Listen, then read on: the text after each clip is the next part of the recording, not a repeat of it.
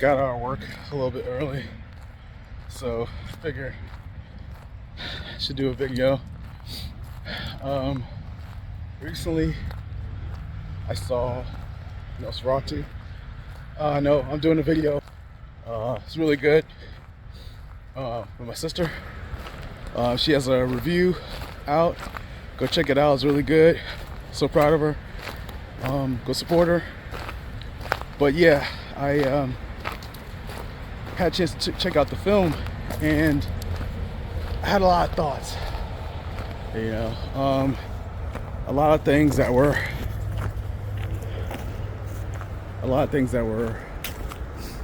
on my mind while watching it, and I left.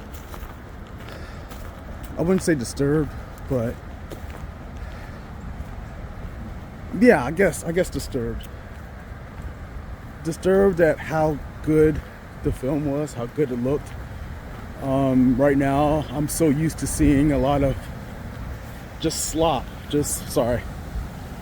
films, slop content, people just not trying, people not really giving their all, you know, just signing off on $100 million, $200 million, $300 million projects and with nothing to show for it other than, well, here's these actors and actresses in the film. But watching Robert Eggers' film, it was beautiful, from the shots, the cinematography, to the acting. Like, Lily Rose Depp, she should get an Oscar for what she did. It's truly remarkable. The level of talent that she has, you know.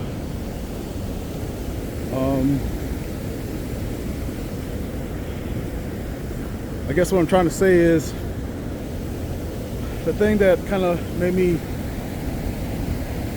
have some things that I want to talk about, and it's this notion of dread and the impotence of man. Now you're probably saying like, whoa, God, here we go. But I don't mean like impotence like, you know, can't get up. And in some ways I am talking about that, but in some ways I'm talking about, which the film explores, this notion of men, various men in the film, from Thomas to his best friend Harding, to the doctors that are treating the patients. There's this notion of, we can use science, we can use civilization, we can use our great minds to solve this issue. And the creature in the film, he don't give a fuck about any of that.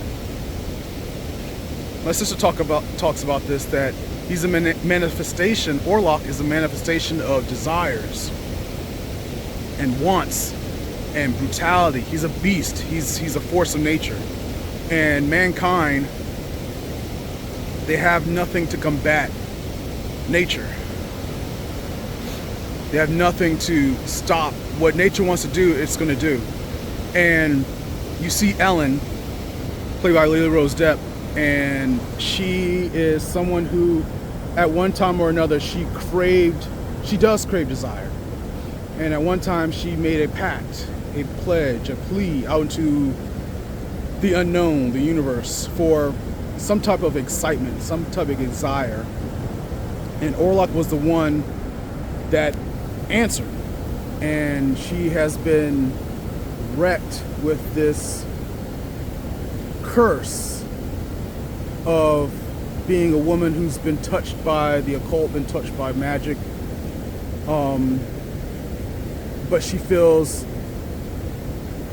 like another, like she's been cast aside. And she loves Thomas. She loves what they have. But Thomas, he's chasing ambition. I'm trying to be a man. I'm trying to provide for my family. I'm looking at my boy Harding. He has everything that I ever wanted. And this is where this notion of impotence comes in, where Thomas, played excellently by Nicholas Hoult, he is someone who, I want to do all the things I can for my wife, for my family. I want to be the best person I can be. He works as a land clerk. And if you've seen Dracula, it does follow similar beats. You know, he does follow similar beats to Keanu Reeves. But in this movie, it's far more expanded upon. Like, Ellen, her role is far more expanded upon than it was in the original Nosferatu. They gave her more things to do, more things to say. She is battling, trying to be a traditional woman, along with being a woman that wants something more out of life, that feels that there's something more out of life for her, and she's just not getting the things that she hoped for, or she's getting too much of it. And Orlok, he's there to fulfill her desires, whatever she wants, but he also wants to own her. I want to claim her. And with Thomas, he's someone who he respects his wife. I respect what she is, but in some ways, I want to do more for myself, because I'm seeing myself in this world and I'm not stacking up. And I have an opportunity to not really get on the same level as my best friend Harding, but I can get closer to that. I can make her, I sense that my wife, she may not respect me like Harding's wife does. And the dichotomy between Anna Harding, I forgot the actress's name, Emma Corrin, who's did an excellent job, and Ellen, is that Anna, she's very refined, she loves her husband, she has 2 round kids. They seem to have everything anybody could possibly want. But Harding, on the one hand, and my sister, she talks about this in her video too, Harding, the man, he is someone of appetites. He respects his wife, but not in the way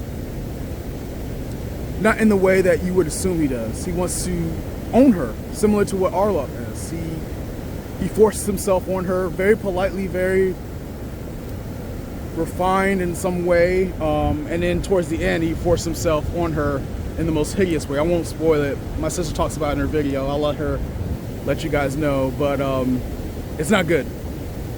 But anyway, these 2 roles between Harding and Thomas, and how Harding has everything anybody and a man could want. You know, he has a family, he has a loving wife, he has 2 kids, but he wants more. There's more. He has his own shipping company, but he wants more. You know, it's never enough. It's never enough for him. And Thomas, I just want a little bit. I just want enough to make myself a name for myself, to have my wife respect me. And his wife does in some ways. Early in the film, she tries to get him to stay. She has a nightmare. She tries to get him to stay, and he's like, "Nah, baby, I gotta go to work. I gotta do what I gotta do. I gotta make money." And she's like, I don't know what else to say. You know, we may not have everything that the Hardings have, but we have each other. And Thomas is like, I understand that, but it's not enough for me right now. I need to make something for myself. And now when I talk about this impotence thing, I talk about how you compare yourself to others. You know, you compare yourselves and you feel like you don't stack up. And even though Nosferatu happens, you know, over 100 years ago, and is a fairy tale, Gothic, I mean, not fairy tale, but a Gothic tale, there are elements that happen to this day. You see what's going on with guys right now. You know, some of them are opting out of working, opting out of relationships, opting out of marriage. Some of them feel that, you know, all of it was a lie to make, you know, guys feel a certain way because they've been handed a false bill of goods on what a man should be, what a man should do, how a man should take care, you know, of their home. And you're seeing like this rise in, not only this rise in incels, but anti-love, anti-appreciation, just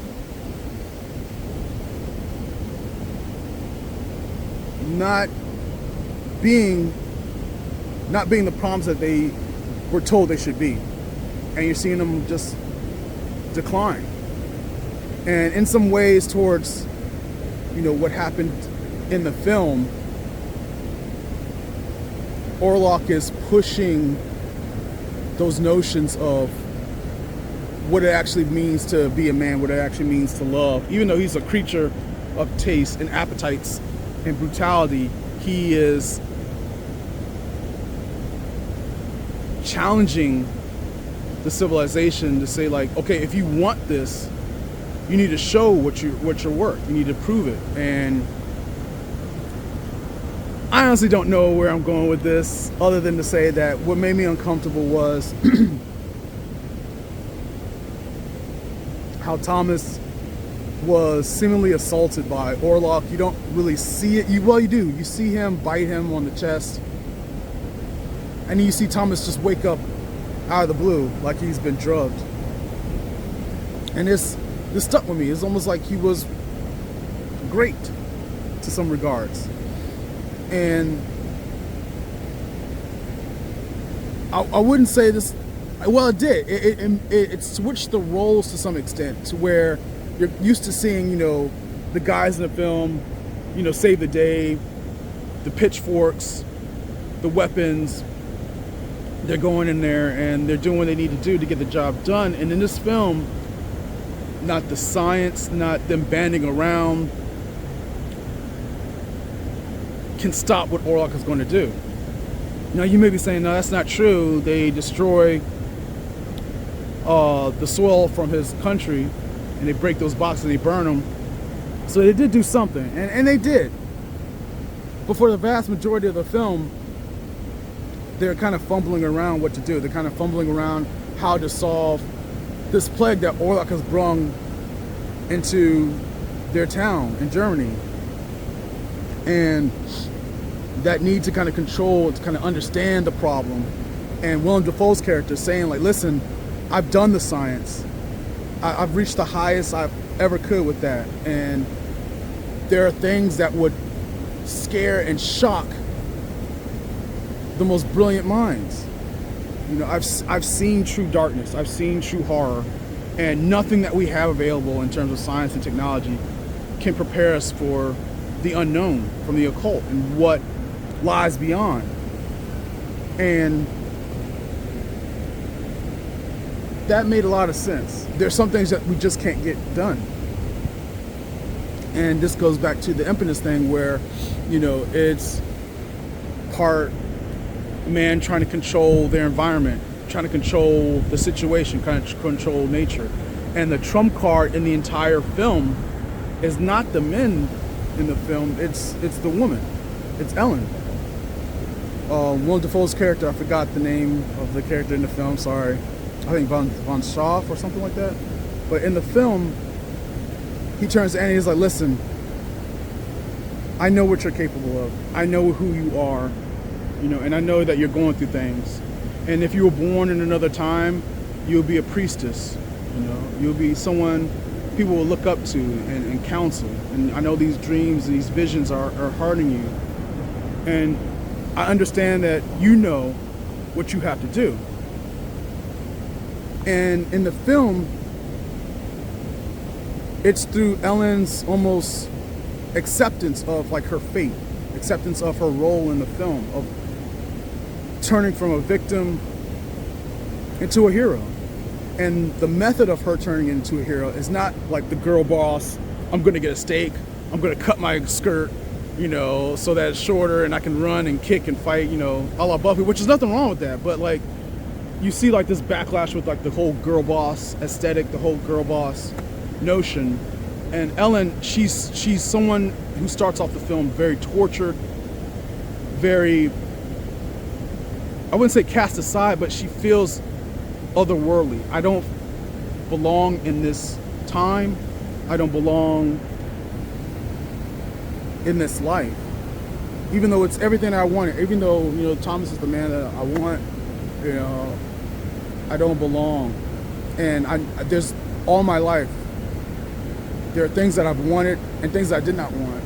And I feel that I'm at a tipping point. I can do something about it. I can help. I can change this. I can save the world, so to speak. And she doesn't say it all that like that. Like, she goes through periods of like being tortured through these visions and wrestling with her status as a woman in this time and being a newlywed and, you know, all the things that happen for women. I don't mean to like shortchange all that, you know, during that time period, but it comes to a point where she stops being a victim.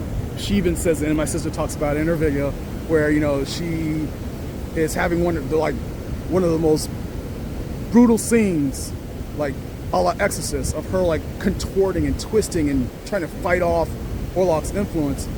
And she kneels down in front of Thomas and she's like, he could hit it better. And Tom's like, you know what? I'm tired of being cucked. I'm tired of being, you know, impotent. I'm tired of being just pushed aside, not by my wife, but like people who already look at me and judge me for, you know, I don't have what it takes. I don't have what it takes to be a man in this society. I don't have what it takes to take care of my wife, take care of my home. He's like, fuck it. And he, all intents and purposes, lays the pipe, you know, gets it done. And that's what she wants. She's like, no, we're going to show Orlok our love. We're going to show Orlok what we mean to each other through this act. And they're going to town on each other. And Orlok, he senses this because Thomas, he's fought off Orlok's influence. He's one of the few that escaped Orlok's influence, even though he's still wrestling around with the aftermath of it. He's literally the only one that escaped his castle. And that pissed off Orlok. It pissed off Orlok, one, that he was with Ellen, because Orlok knew Ellen when, you know, she was younger. He was there to get their influence. And two, Thomas was the only one to break that influence through their love. And this third act, you know, this third carnal act proves that, you know, maybe Orlok doesn't have what it takes to satisfy Ellen. And that's what Ellen wanted. I want him to know that. And this is before the end, but I don't want to spoil too much. But I guess what I'm trying to say is the film explored the aspects of not only gender, but gender roles, especially during that time period. And I think a lot of those questions and themes in the film, they could resonate with a lot of people today. Now, there are some really taboo stuff that's in the film, and it might piss people off.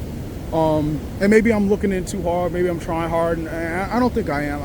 I felt that when I saw the film, it was an experience, it was a vibe, it was a mood, it was something that I haven't really seen before, something like to get me away from like the Marvel, you know, superhero, you know, Netflix, Amazon bullshit, and see a craftsman like Robert Eggers take his time with crafting a film, a story, a narrative that was very rich.